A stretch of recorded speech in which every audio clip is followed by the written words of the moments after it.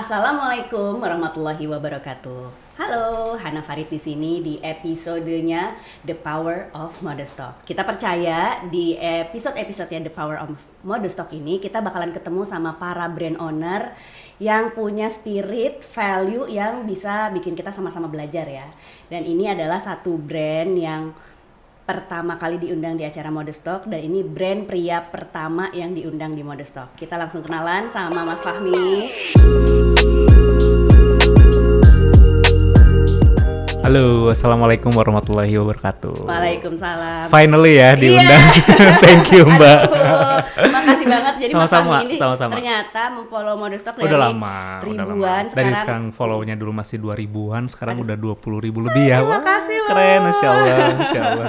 Makasih Iya, dari Fatih sama-sama. Indonesia. Nah Yes. ini kenalan langsung. Kalau misalnya nih corak-corak ini sudah familiar, dipakai setiap lebaran, mendadak kenapa di mall kok pada pakai baju ini, buka puasa pada pakai baju Baju ini yang ya. asimetris. Ya, Nah itu ya. adalah Fatih Indonesia ya. Trademarknya udah kelihatan, stylenya udah kebaca, brandnya udah ketahuan. Ini tuh pasti Fatih Indonesia. Yes, gitu. Alhamdulillah.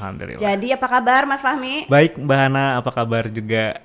Alhamdulillah sehat. Thank you for inviting me by the way. Iya, kita senang banget dan ternyata pas aku denger-denger lagi, buka-buka lagi, kepo-kepo lagi tentang Fatih Indonesia, ini perjalanannya udah panjang dari 2015. 2015. Terus udah pameran di banyak negara, mulai dari Rusia, Malaysia, Jepang, dan selanjutnya katanya akan ke Korea. Korea, ya. Terus mendapatkan banyak beasiswa, LPDP, Iya. Alibaba Business School, Iya. terus udah gitu Queensland University. Australia Award. Wah, Australia Award. Itu dari Fatih semua. itu dari Fatih semua. Iya, dari Ketika Fatih membangun semua. Fatih semua. Yap.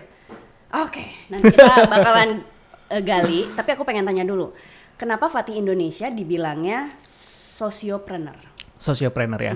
Oke, jadi sebenarnya Fatih Indonesia ini misi awalnya ada dua sih Mbak. Ketika aku membangun Fatih Indonesia ini, yang pertama aku ngelihat industri modest fashion 2015 dulu sebelum interest dengan industri ini tuh opportunity-nya tuh besar banget gitu. Tapi kebanyakan saat itu tuh perempuan. Benar. Gitu. Aduh, laki-lakinya nih kayaknya peluang nih gitu kan. Dan aku ngerasa sebagai penikmat modest fashion ngerasa belum ada brand laki-laki yang maju, yang tumbuh gitu. Dan kenapa nggak mulai pada saat itu gitu. Jadi misi pertama Fatih ini pengen menjadi company atau brand laki-laki modest fashion pertama yang memang dikenal di Indonesia gitu. Terus yang kedua nggak mau seperti itu aja gitu. Pengen ada misi lain, yaitu gimana saya pengen mengempower para pengrajin batik di daerah-daerah, terutama di kampung halaman saya di Garut gitu. Karena orang tuh nggak tahu kalau Garut itu ternyata potensi batiknya luar biasa besar. Terutama waktu itu saya punya tetangga yang bagus banget ya batik-batiknya, tapi kenapa nggak ada orang yang tahu gitu. Nah itulah yang jadi trademark Fatih, di mana Fatih ini selalu using batik dalam setiap pattern-patternnya. Jadi memang dikenal baju koko batik. Baju gitu. koko Jadi, batik dan Garuta. Garut dan Tasikmalaya waktu itu. Jadi memang kita ngelihat ada misi sosialnya juga di situ, bagaimana memberdayakan para pengrajin batik, memperkenalkan batik dalam true modest fashion seperti itu, terutama modest fashion laki-laki. Oke, dan itu tuh dari awal atau seiring berjalannya Dari membangunnya? awal. Dari awal Dari memang awal, ya. dari awal kita memang udah concern ke batik. Oke. Gitu. Terus ini juga banyak pertanyaan nih. Ya. Memang baju muslim pria itu katanya seasonal jualannya. Bisa dibilang iya sih sebenarnya. Oh, emang benar ya? Benar. Emang kita memang tuh kayaknya modest fashion modest fashion dimanapun menurut aku ya, itu memang paling laris pasti di lebaran gitu. Cuma kenapa saya bertahan di industri ini hingga 8 tahun gitu ya, enaknya punya customer cowok tuh mereka tuh loyal gitu. Jadi jadi aku ini Fatih ini selama 8 tahun kita masih zona nyaman, jadi masih organik Mbak. Jadi kita masih maintain our loyal customer. Selama 8 tahun gak pernah main ads sama sekali, gak pernah endorse artis sama sekali. Tapi itu artis-artis yang pakai atau public figure tuh semuanya mereka dengan senang hati menerima dan kiriman. memakai. Jadi aku tuh sampai kayak tanya ke teman-teman cara endorse influencer tuh gimana sih gitu, atau bayarnya apa sih gitu, karena belum pernah. Jadi selama 8 tahun kita memang normally organic gitu. Wow, jadi, itu impian banget untuk para brand ya. Iya, cuma memang ya perkembangannya tidak sepesat mungkin brand-brand lain, tapi ya aku masih di zona nyaman aja gitu, karena customer kita tuh basically loyal. Terus mereka itu kalau cowok kan kalau udah senang sama satu brand dia akan terus pakai itu gitu. Walaupun memang awal-awalnya PDKT-nya agak susah nih gitu. Cuma kalau udah suka dia akan loyal terus. Nah, itu tuh yang jadi kunciannya Fatih sekarang sih gitu. Tapi sekarang nih makanya kita juga mulai open minded. Saya juga mulai main deh kayaknya main ads, main ini gitu. Udah mau jadi mulai nih gitu. 8 tahun nih ya. Telat ya. Nggak telat, kayaknya mungkin butuh juga ya. Butuh juga gitu buat karena berkembang gitu ya. dan lain-lain gitu. Dan basically juga awal customer itu juga dari corporate to corporate gitu. Jadi hampir sebenarnya Fatih ini 50% corporate, 50% juga B2C gitu. Wow, kalau mainnya udah corporate berarti networkingnya cakep ya. Biasanya sih seperti itu. Luar biasa itu networkingnya. Alhamdulillah. Tapi sebelum ke sana, cara menarik perhatian customer cowok itu ngedeketin istrinya dulu biar dibeliin. Kan katanya kalau laki-laki itu yang belanja istrinya. Betul. Atau memang harus menarik perhatian laki-lakinya nih biar yang belanja. Nah, kalau strategi aku tuh pertama memang kita menarik perhatian laki-lakinya dulu. Karena kan bagaimanapun dia tuh pemakai. Harus dia dulu yang punya feel kepada bajunya gitu. Mau dia nanti dibeliin sama ibu-ibu, ibunya atau istrinya atau siapapun untuk beli baju Fatih, kalau dianya nggak punya feel terhadap baju tersebut juga akan susah gitu. Jadi memang our segmented market itu laki-laki modern yang memang kotanya di urban. Terus bagaimana cara menarik mereka tuh dengan kita bikin campaign-campaign yang ngerasa bahwa pengen our customer tuh kayak wah gila nih baju gue banget nih gitu. Wah ini gue atau banget ini nih, baju gitu. urban banget Urban gitu. banget gitu kayak gitu. Jadi memasukkan value itu. Yang kedua memasukkan value juga kita tuh mengusung konsep muslim modern. Jadi memang tidak terkubu-kubu dengan berbagai macam once kita membawa nama muslim itu kan berat ya gitu. Tapi kita mencoba untuk lebih open minded dan modern gitu, lebih inklusif. Jadi kayak santai kok, misalnya nggak usah yang terbebani dengan memakai baju muslim ini gitu. Yang ketiga yaitu tadi story behind saya ngebangun Fatih ini, story behind ada unsur empowernya di situ gitu. Kita juga selalu bikin di tahun kedua Fatih deh kalau nggak salah, kita tuh bikin meet and greet dengan loyal customer yang tadinya cuma 10 orang, terus naik lagi. Alhamdulillah kemarin kan Bahana datang ya di acara gathering kami udah mulai banyak nih loyal customernya. Jadi itu dulu sih gitu. Bagaimana menciptakan feel pria ini bisa connect dengan brandnya gitu. Dan rata-rata pemakai Fatih itu adalah pengusaha, iya nggak sih? Rata-rata pengusaha. Itu sesuatu yang direncanakan atau jangan-jangan memang ternyata para pengusaha pria ini butuh baju yang misalnya baju koko tapi yang terlihat modern gitu, jangan-jangan. Terencana. Jadi memang direncanakan. Memang aku tuh sebelum bisnis Fatih ini, sebelum mulai, aku tuh 6 bulan riset.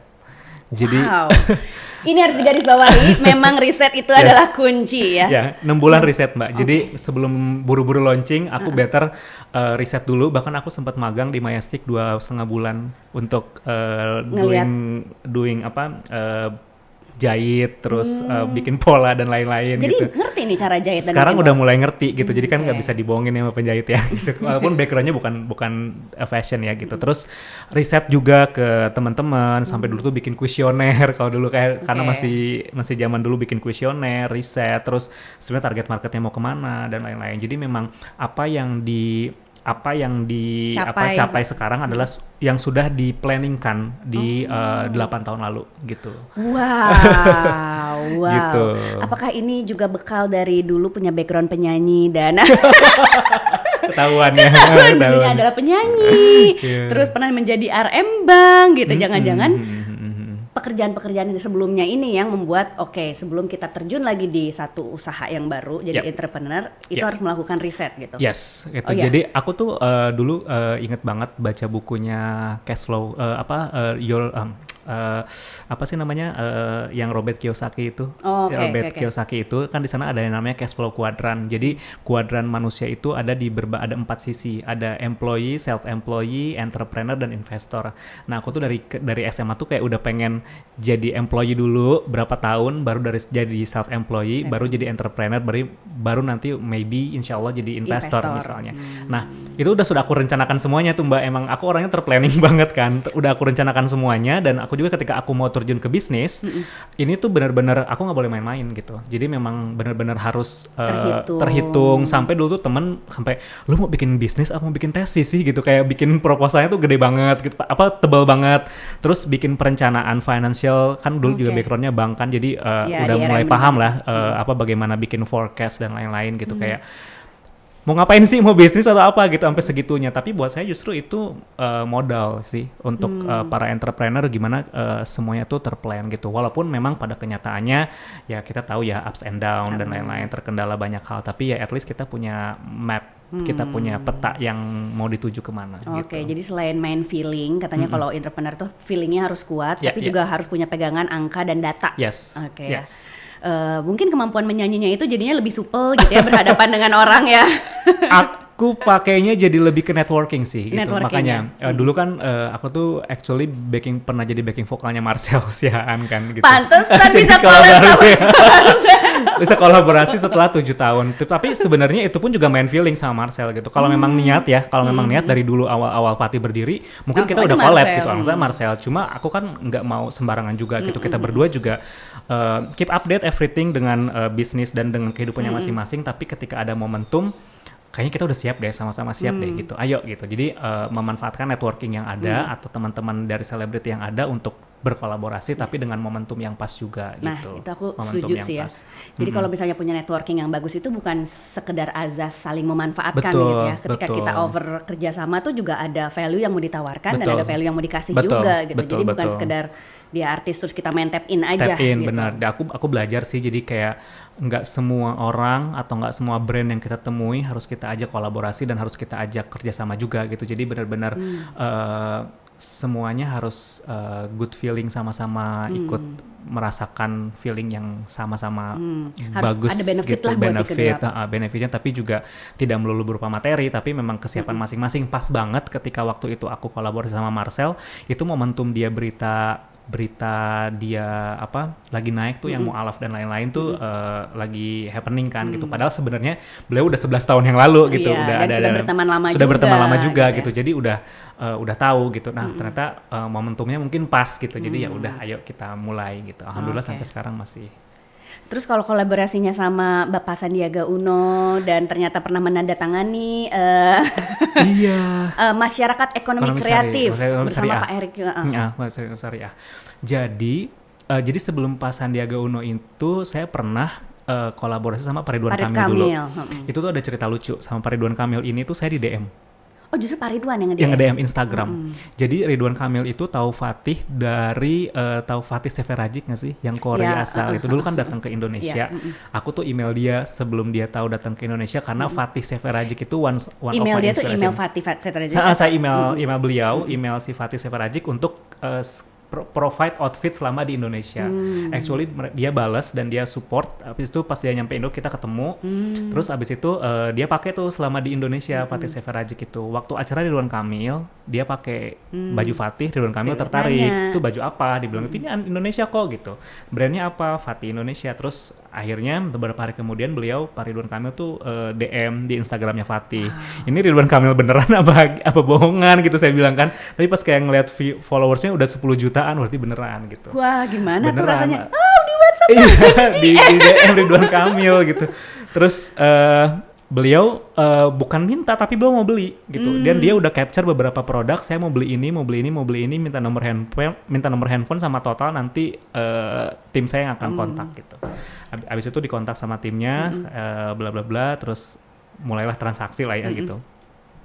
Dan waktu itu saya mau kirim baju ke beliau, dikirim sudah, tapi beliau DM lagi, terus kok bajunya belum nyampe-nyampe, kayak layaknya customer ya, kok belum nyampe-nyampe gitu. Padahal beliau itu mau datang umroh, mau berangkat umroh hari ini juga gitu. Terus gimana tuh? Aduh gimana ya, saya bilang gitu. Terus pas saya cek ternyata di Pengirimannya. pengirimannya Diretur. gitu. Tapi ada untungnya juga.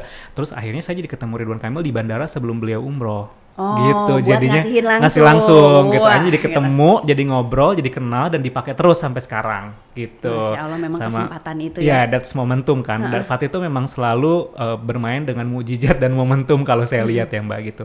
Sama halnya juga dengan Pak Sandiaga Uno gitu. Saya kenal beliau juga sudah beberapa tahun lalu. Memang sudah mencoba announce tapi juga nggak mau buru-buru yang Pak ayo Pak bikin Pak, enggak gitu.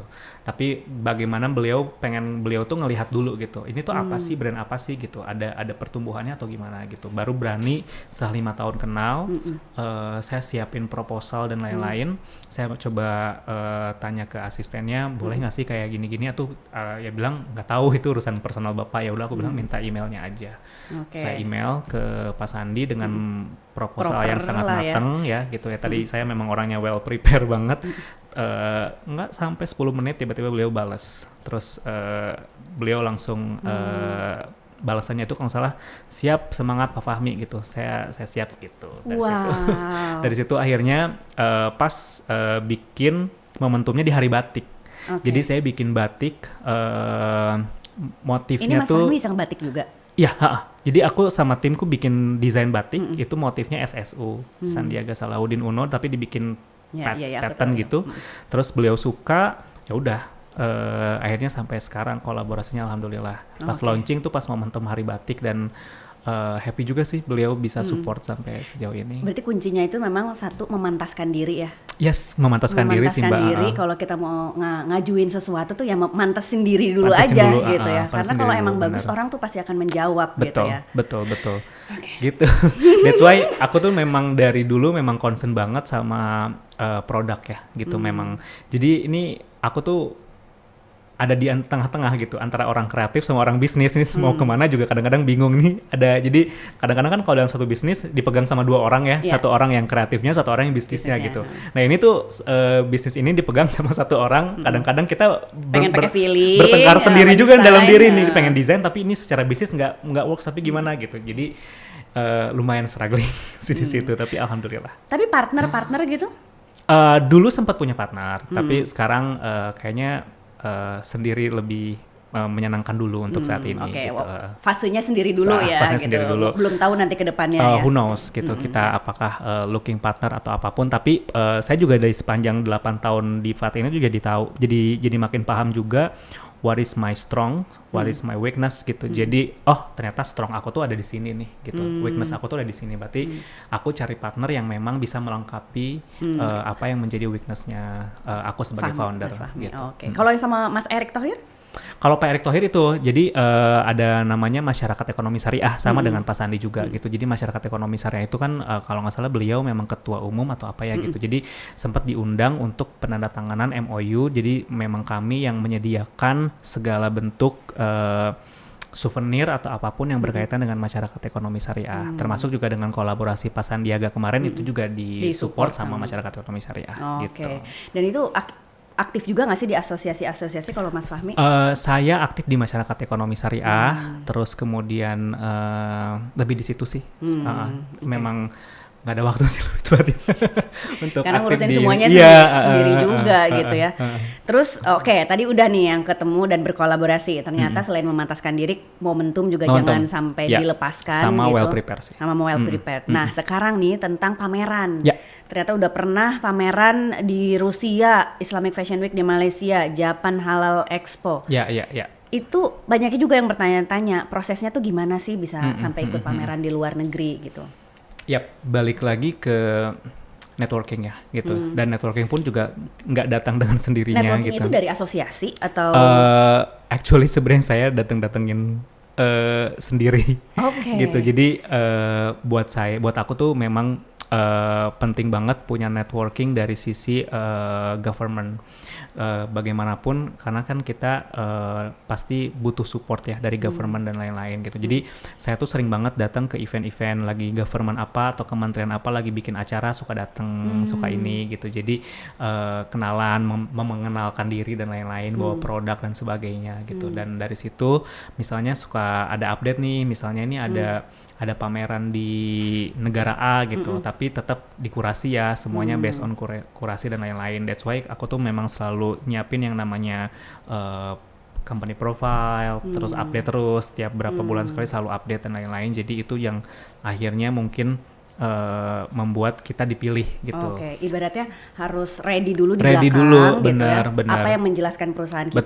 Betul. Terus udah gitu jalan-jalan aja dulu kemana cari tahu. Begitu ada yang butuh langsung tinggal kirim. Tinggal gitu. kirim gitu. Itu pun jadi awal mulanya Fatih pun dikenal sama orang itu kita masuk ke IFW, Indonesia Fashion Week 2016 kalau nggak salah dulu. Itu perdana Fatih mulai dikenal sama orang, terus mulai diliput sama media. Nah dari situ tuh baru tuh Mbak kita mulai diundang di speaker, diliput sama TV dan lain-lain, sampai orang nanya berapa sih Fatih harus bayar peliputan di media kan gitu. Mahal gitu kan, diliput sama hampir semua TV kita pernah ngeliput kita gitu. Terus hampir media cetak dan online dan lain-lain tuh wah Fatih modal banget ya gitu. Padahal sebenarnya nggak ada sama sekali, memang mereka datang sendiri ke kami gitu. Jadi pun juga dengan pameran-pameran itu pun alhamdulillah selama pameran di berbagai negara itu ya memang gratis ya gitu. Memang tidak pernah bayar. Jualan. Oh, jualan Bahkan di negara-negara sampai pernah di Rusia tuh aku sampai bawa koper kosong. Sampai apa yang aku pakai itu aja orang tuh masih suka gitu. Dijual di sana kenaikan harganya gimana tuh? Aku menyesuaikan sih. Menyesuaikan. Berarti pasti ada markup dong. Ada markup. Dan harus menutupi biaya harus operasional ya. Gitu apalagi ngeberangkatin tim ke sana. Actually sebenarnya masih aku sendiri sih waktu itu. Iya, jadi bener sendiri. Gak ada tim yang ikut. Nggak ada karena waktu itu masang semua sendiri. Wow. Gitu. Karena aku pengen pengen ngerasain pengalamannya sih. Baru nanti mungkin ketika Fatih sudah lumayan agak cukup besar dan lain-lain, baru aku mulai ajak tim nih. Sekarang udah mulai ajak tim, udah mulai ini gitu kan. Tapi aku pengen cobain sendiri dulu deh gitu. Mungkin itu tantangan terbesarnya ya. Yeah. Ternyata membagikan pekerjaan ke tim ya. Karena gitu. Semuanya pengen dikerjain sendiri. Itu challenge juga sih buat aku ya gitu. Jadi memang targetku Fatih ini 5 tahun pertama memang aku pengen coba everything on my hand gitu. Jadi biar tahu feel-nya dan lain-lain. Bekerja tadi magang di Majestic itu kepikiran ya? Gitu magang di Majestic, ngebatik sendiri, bikin desain. Nyamperin ngasih barang sendiri, ngejawabin DM sendiri, bikin proposal sendiri. Gitu. Jadi sekarang ya memang mungkin buat sebagian orang kelamaan lah gitu. Tapi buat ini tuh ngebangun brand itu kan kayak ngebesarin anak ya gitu. Jadi bagaimana kita sebagai orang tua tuh punya kasih sayang yang full dulu sama anak. Nanti kalau mau dibagi mau apapun itu my prinsip ya gitu. Boleh setuju apa enggak, tapi karena kita ngebangun brand kan bukan setahun 2 tahun tapi long last pengennya gitu. Jadi makanya 5 tahun pertama tuh pengen feeling dulu, baru setelah itu mulai deh open recruitment mulai agak banyak. Itu kan udah tahun ke-8 loh ini. Gitu. Berarti tahun ke-8 harus udah tahun ke-5 udah mulai ada fundraising. Jadi udah mulai terbuka pelan-pelan gitu. Dengan segala pelajarannya juga sih sebenarnya, dengan segala pelajaran dan lain-lain gitu. Karena ya bahkan Fatih itu ya dulu sebelum pandemi itu kita pernah mau tutup gitu. Oh, sebenarnya ada fase. Ada fase sering. Oh, sering lagi.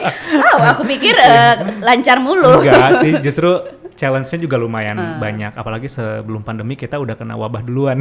Udah kena, ibaratnya kita dulu kena tipu lah gitu. Oh iya. Kena tipu sampai miliaran gitu. Jadi wah, udahan nih kayaknya. Itu tipu miliaran itu dari seorang Mas Fahmi yang begitu well prepared, pasti pukulannya 4 kali lipat ya rasanya ya. Sangat ya. Aku kan udah menyiapkan semuanya gitu. Semuanya aku yang ngerjain, ternyata kena tipu. Iya, tapi belajar juga di sana untuk tidak greedy ya. As a entrepreneur tuh kayak harus melihat kemampuan, memantaskan diri boleh, tapi juga jangan terlalu over dan terlalu greedy. Itu poin aku pelajaran berharga dari gitu. yang dari hilang proses itu. Jadi sampai akhirnya terus habis itu Desember kena tipu, Februari Maret awal itu udah pandemi tuh kan, ya udah deh kayaknya gitu. Terus udahan gitu. Ya mundur lagi. Kenapa itu ada problem apa tuh sampai kehilangan MM-an? Adalah vendor yang tidak gitu, vendor yang tidak menyelesaikan orderan. Lebih tepatnya gini, tadi kan VAT itu 50% lebih banyaknya di B2B ya, gitu. Jadi ada pihak ketiga yang menghubungkan antara kami sebagai penyedia bahan seragam dengan company tidak amanah lah, gitu. Jadi uang orderannya dibawa gitu ya? Sampai sekarang sebenarnya gitu. Itu permasalahan yang sering juga didengar. Sering terjadi gitu, dan sampai sekarang ya selalu ada aja sih challenge. Makanya itu kita belajar banget sih dari situ. Oke. Ya waspada tetap harus intinya sesuai kemampuan aja, jangan greedy gitu. Belajar banget. Terus sampai akhirnya pandemi itu ya. Pandemi dan habis rugi besar itu, apalah yang dilakukan tuh?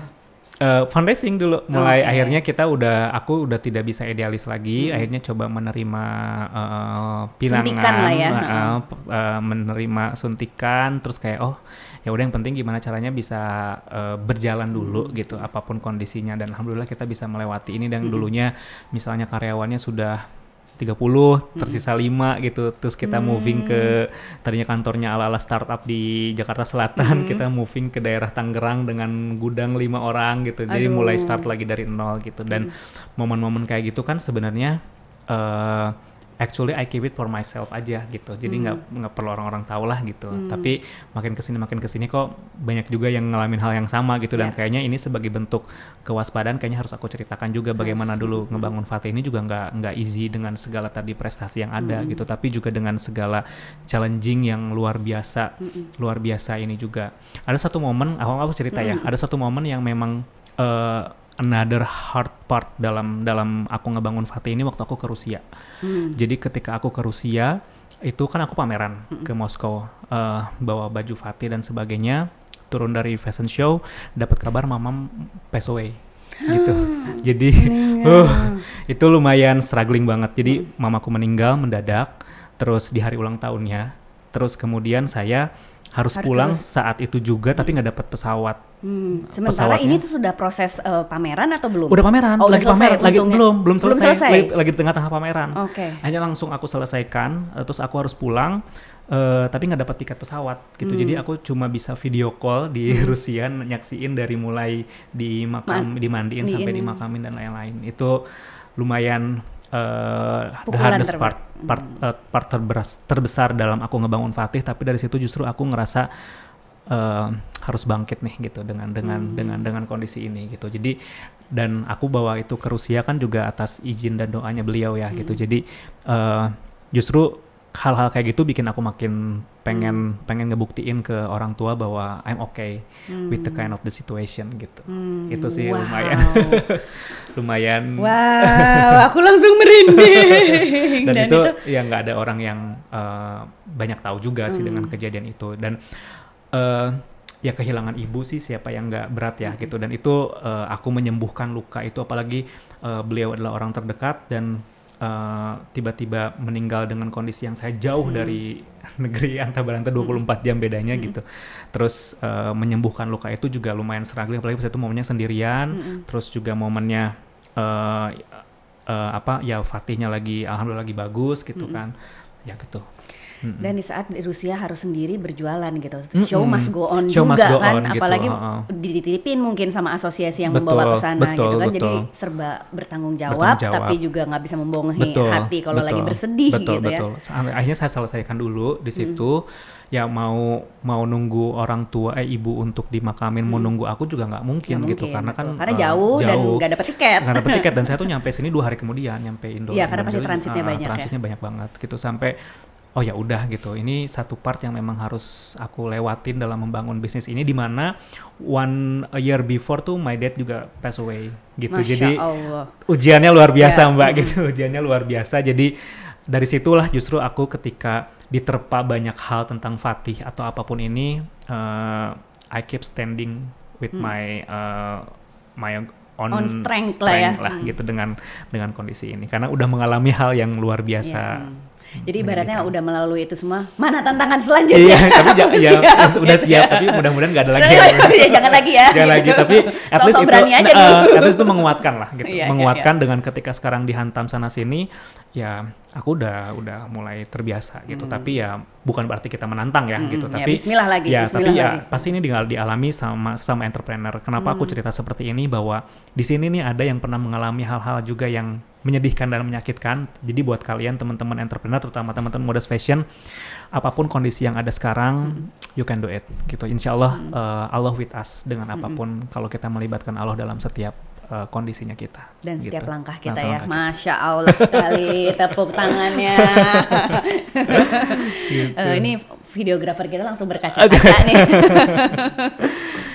Oke gitu, tapi alhamdulillah Rusia koper kosong ya. Koper kosong, gitu. alhamdulillah. Koper kosong, Mudah-mudahan nanti, gitu. Tapi kalau dibandingin nih, itu di Rusia yang belanja orang Rusia sana. Orang Rusia, banyaknya Berarti, orang Rusia. Dan mereka pasti seneng ya dijelasin kalau ini tuh garutan. Iya, touch of batik gitu. Dan mereka tuh kan, aku tuh gini, batik aku tuh kan. Ini tapi bukan di print atau di gimana? Enggak, aku hand stamp. Cap ya, gitu. Cap. Dan itu kan memang prosesnya batik seperti itu. Kalau yang print ya orang juga bisa gitu ya. Nah, aku selalu jelasin ke mereka ini tuh hand stamp loh. Ada proses human di situnya gitu. Jadi nggak based on printing dan lain-lain. Tapi aku juga tidak menyalahkan batik print. Cuma back to the definition of batik ya memang semuanya kalau nggak cap ya tulis gitu. Dan ini maksudnya jadi komitmennya juga Komitmen, ya. betul, untuk tetap mengangkat gitu. batik. Godaan untuk ayo nanti print aja gitu.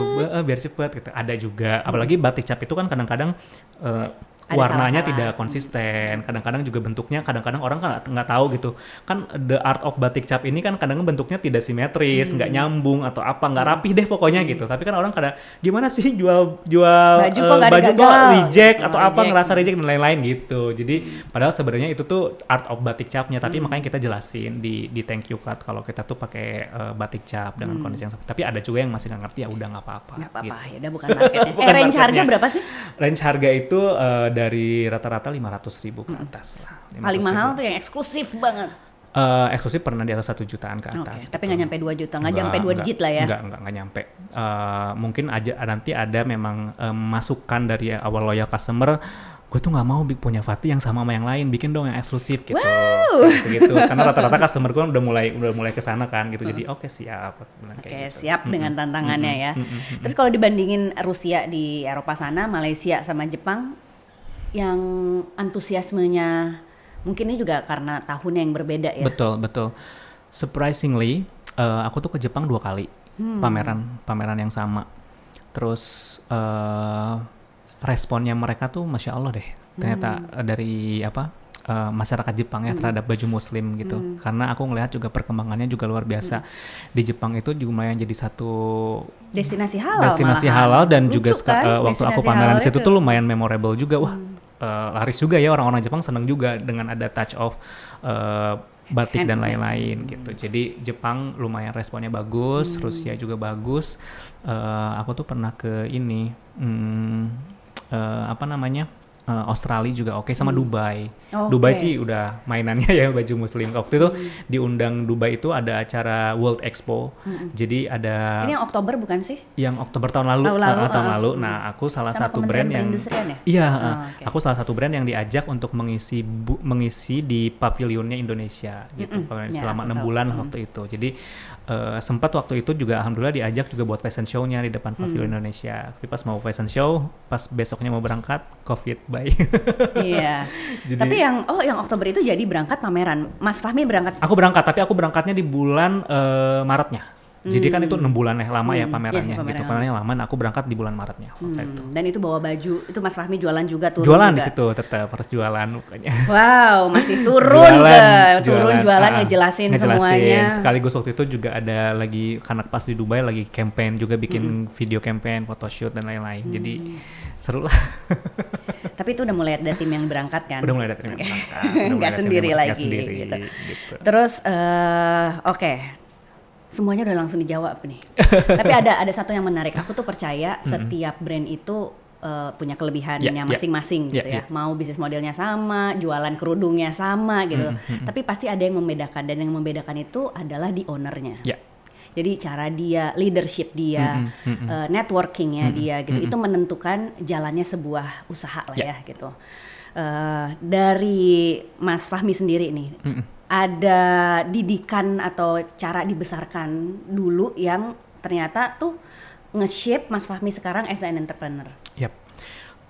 Actually sebenarnya saya dibesarkan dari apa ya? Ada dari keluarga enggak ada justru. Nggak ada. Justru aku tuh dibesarkan dari keluarga broken home sebenarnya. Dari broken home, orang tua broken home dari kecil. Jadi umur 4 tahun 5 tahun aku tuh udah hidup sama nenekku dan di sana tuh aku diajarin jualan. Jadi aku udah jualan donat keliling, jualan es krim keliling di kampungku dulu di Garut. Jadi memang dari kecil sudah dilatih mindset entrepreneurship-nya gitu. Habis itu dilatih juga bagaimana disiplin dalam melakukan banyak hal gitu. Disiplin dari sisi waktu ngaji dan sebagainya juga harus ini. Jadi lumayan waktu itu didikannya nenek tuh lumayan keras lah gitu. Jadi tapi justru kondisi itulah yang akhirnya membuat aku tuh lebih cepat berdamai dengan kondisi dalam hal kondisi apapun gitu. Berdamai dengan uncertainty, berdamai dengan kegagalan atau apapun gitu, karena aku udah biasa gitu dari kecil, udah terbiasa dengan seperti itu. Jadi once aku di hadapan ini, okay, this is not the end your world, jadi ya udah bangkit bang. Jadi alhamdulillah bisa jadi cepat bangkit gitu sebenarnya.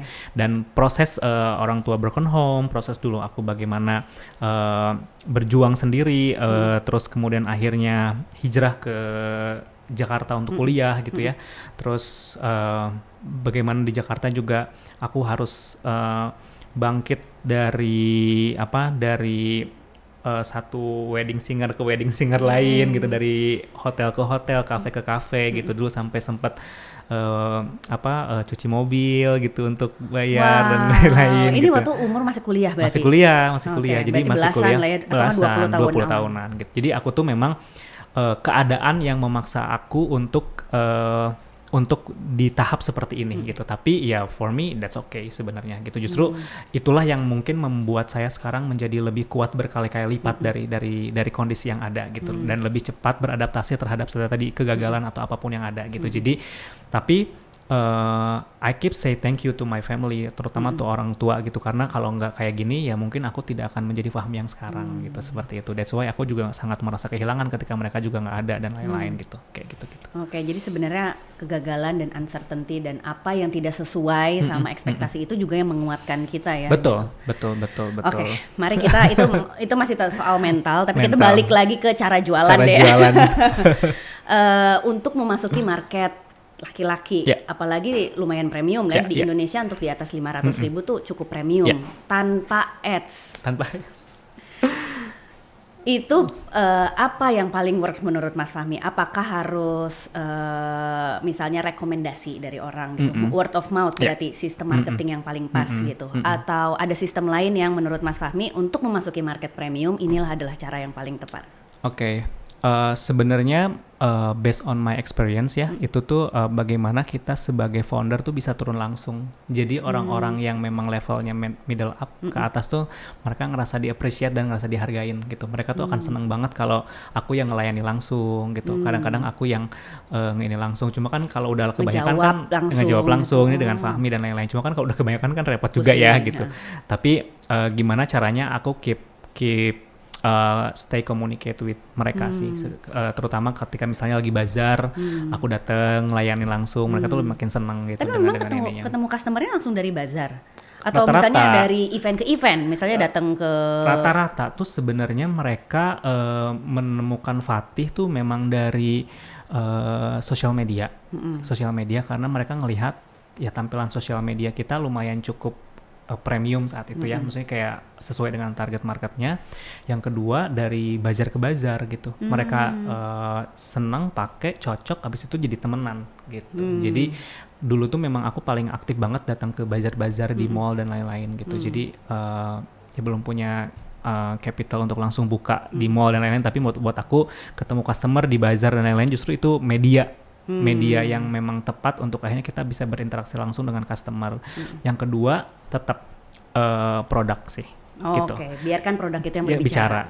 That's the product speak.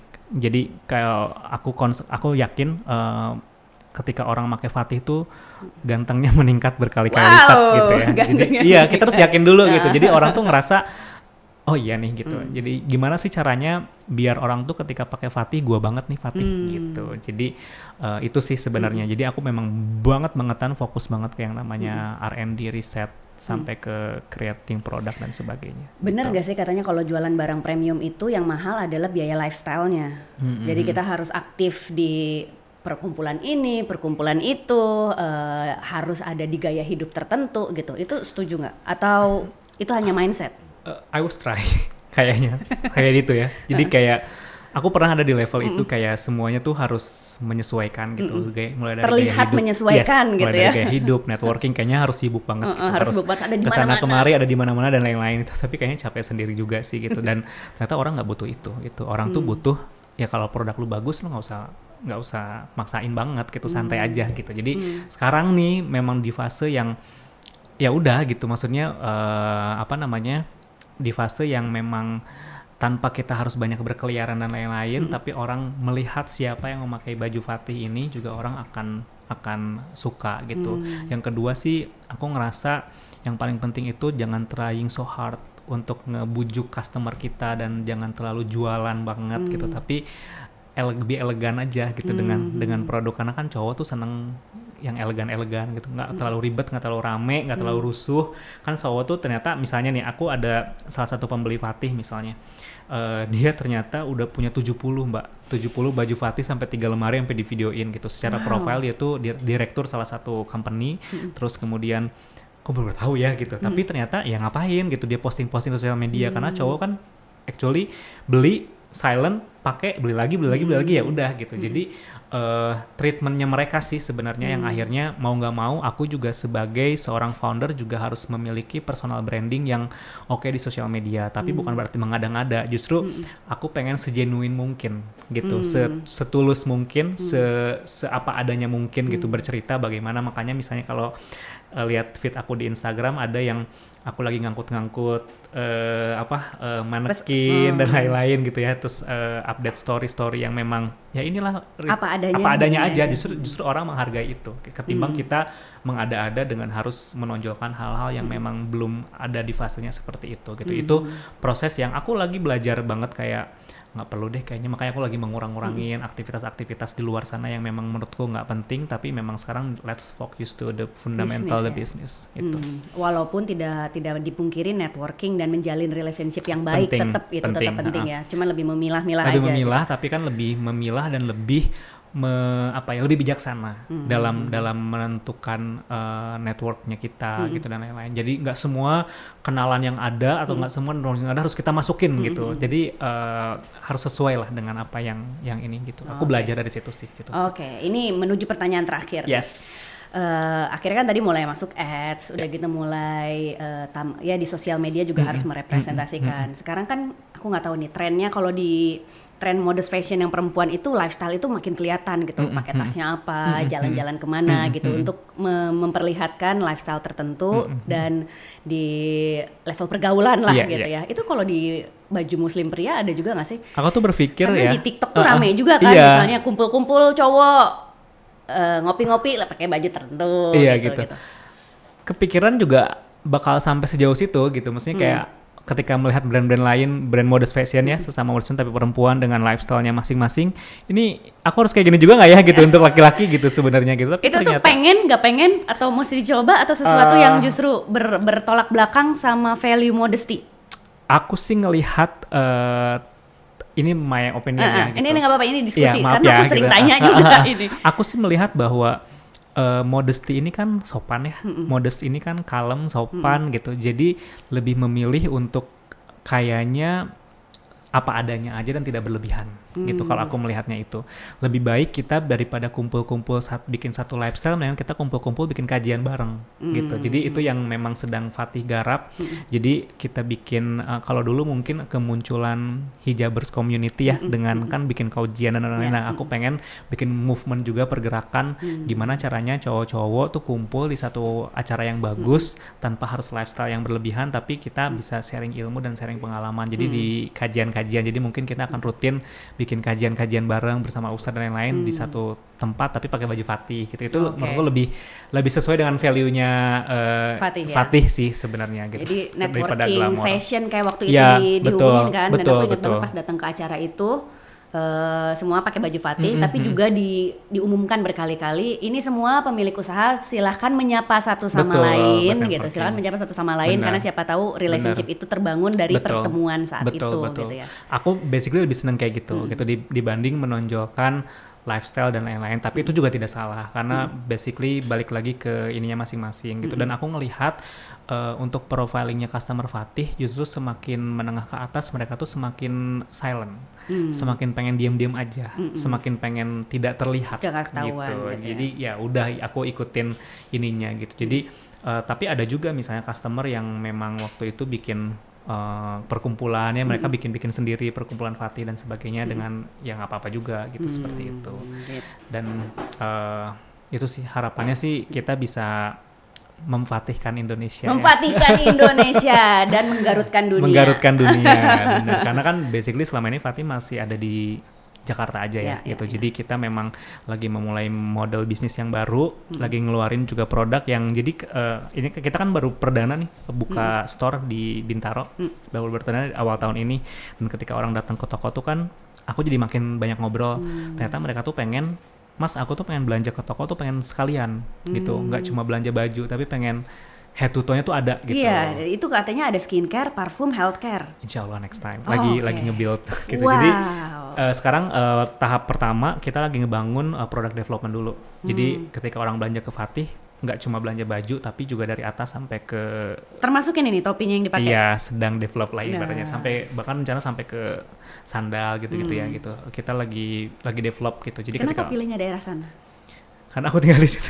Oke, simpel karena tinggal di situ. Kantor juga di situ, kemudian juga workshop kita juga di situ. Dan menurut aku Bintaro itu kayak cocok dengan profilnya Fatih sih. Kalau menurut aku ya gitu, kayak cocok aja gitu ininya. Iya, katanya marketnya modest fashion itu setelah Jaksel, Tangsel ya gitu, Tangsel. Dan rata-rata memang teman-teman modest fashion ada di situ juga gitu. Jadi kenapa enggak buka di sana dulu gitu.